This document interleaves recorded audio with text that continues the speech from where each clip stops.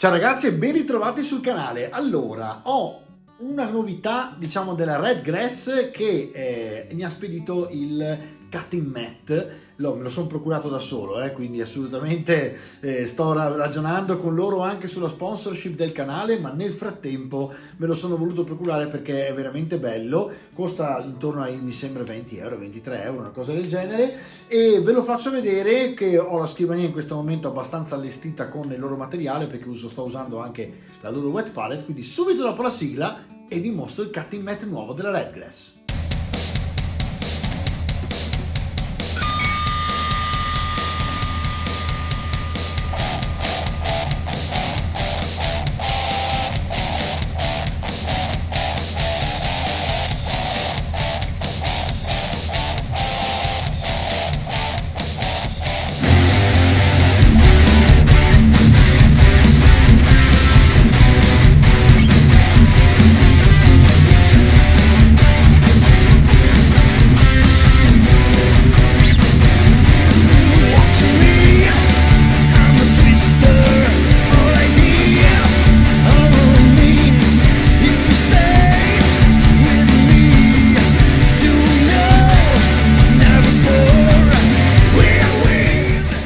Ragazzi, guardate già solo così con una lampada bianca che bello che è, che scena che fa. Ora io alzo un pochino la lampada in modo tale che voi possiate vedere esattamente il cutting mat, esatto, perfetto. E adesso vedete, allora io vi ho fatto vedere un po' tutto insieme per capire, no? Questa ovviamente è la wet palette, io ho preso la più piccolina perché a me piace il modello più ridotto. Questo è il pennello dry che ho preso, l'ho già utilizzato per il tutorial degli Spaceballs. È molto interessante perché è il classico con diciamo, le setole di nylon, quindi sicuramente sintetico. L'unica cosa è che sono un po' più lunghe del solito, molto reattive, molto setose e dure, in modo tale che quando voi andate proprio a spatolare riesce a fare veramente un gran lavoro. Tra le altre, appunto, veramente stiloso perché ha questa, insomma, connotazione bordeaux veramente bella, con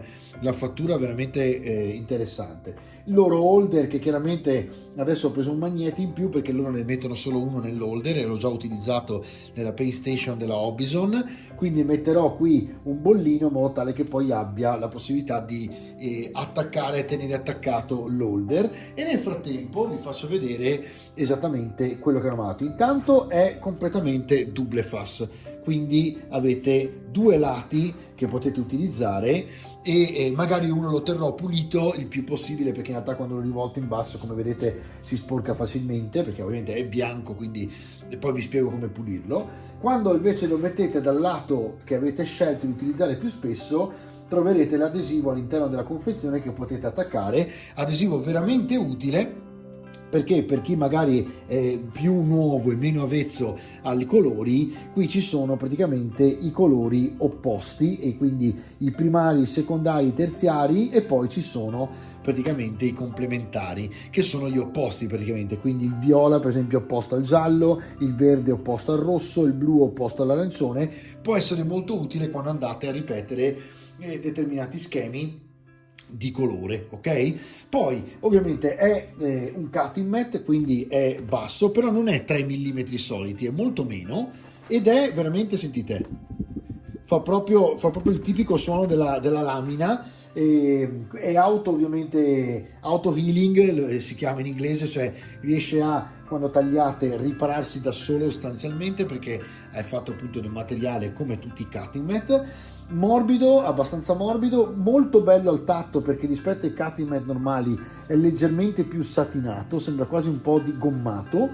E poi ha utilissimo le basette quadrate che forse ritroveremo nell'Old World, quindi alla fine servirà, e le basette tonde, che vi dà la possibilità di vedere la grandezza e la misura. Se avete dei dubbi, mettete la miniatura o la basetta sopra e vi dice che millimetraggio ha la basetta, e quindi può diventare molto utile, come vedete, se voglio capire che basette sto utilizzando in una determinata miniatura. Dopodiché ovviamente c'è una cosa molto ovviamente era perché volevo dire che c'era il marchio e c'è anche il loro sito. Poi c'è comodissimo in centimetri e in pollici un misuratore che può sempre servire avvicinando qualcosa per i tagli, e questa invece è la cosa più utile secondo me, specialmente per chi non conosce ancora tutte le tecniche. Ve la tento di far vedere più da vicino, vediamo. Eccola qua. Allora, vedete che cos'è? Praticamente voi qui avete il paint, che sarebbe il colore, e water, che sarebbe l'acqua. Loro vi danno le basi che dovete mettere, le dosi, anzi scusate, le dosi che dovete mettere per creare praticamente la diluizione corretta sulla wet palette, per esempio, e dei colori. Allora, se voi volete utilizzare un colore base, è sufficiente avere 3 dosi di colore, per esempio, dicono, e una dose di acqua, quindi diluire il giusto per renderlo smooth, come lo chiamano in inglese, cioè diluito e bello sottile, diciamo, quando andate a stenderlo, però non troppo, perché ovviamente è un base. Per avere un age, che ovviamente è quel colore che per esempio in GV trovate già pronto, diluito apposta così, che sostanzialmente serve a fare i bordi, quindi gli highlight, ok? Dovete mettere 3 parti di colore e 1,5 addirittura di diluizione. Pensate che io uso addirittura gli Air per fare gli Age, e i colori Air sono molto di più. Poi i recessi, quindi per quanto riguarda le wash, se dovete farvi una wash che non avete, basta mettere 3 parti di colore e 4 di acqua, o di diluente in questo caso. Loro parlano di acqua, potete mettere per esempio anche del thinner. Le wash, quindi i recessi, sono proprio lavature vere e proprie, tipo se fate per esempio la polvere, allora mettete un colore molto chiaro, lo lavate la miniatura e sopra rimarrà un velo leggero di polvere, e sotto invece andrà proprio nel recesso a creare quell'effetto. Mentre le wash sono 3 di acqua e 1 di colore, quindi alla fine la diluizione più o meno è la stessa.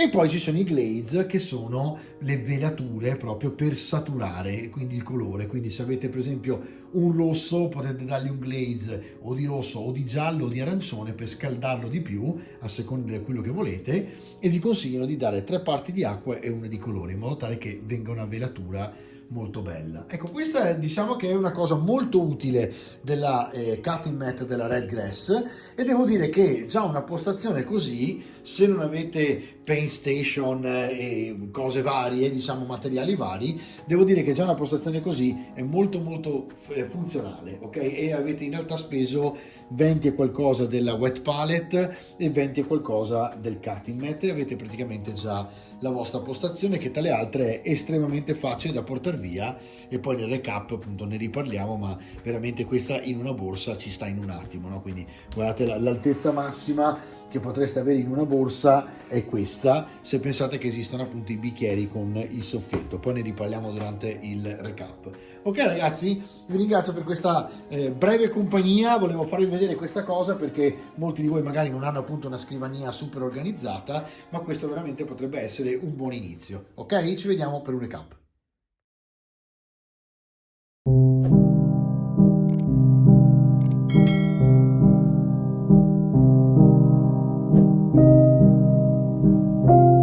Che dire ragazzi, è bello, è stiloso, come i loro pennelli per esempio, che sono bordeaux e cromati con, avete visto là addirittura la parte in nero, quindi sono molto stilose le cose che fanno loro. Mi piacciono moltissimo, semplici, pulite, minimal, però veramente belle. Per esempio una cosa che mi piace molto è che l'hanno abbassato tantissimo per essere un cutting mat, come avete visto era morbidissimo. E poi c'è anche questa cosa che appunto ha l'adesivo compreso, potete metterci un magnete e fare in modo che l'holder loro rimanga attaccato, quindi facile da portare in giro in una borsa perché diventa un'ottima paint station. E devo dire la verità, va bene, insomma, fa il suo. Se immaginate che esistono anche quei bicchieri a soffietto che si possono alzare, aprire e poi schiacciare, voi in una borsa alta così mettete tutto il materiale, e quando arrivate aprite sul tavolo e via, potete dipingere con gli amici piuttosto che nel vostro club preferito, nel vostro negozio. Ragazzi, ci vediamo alla prossima puntata. Ciao!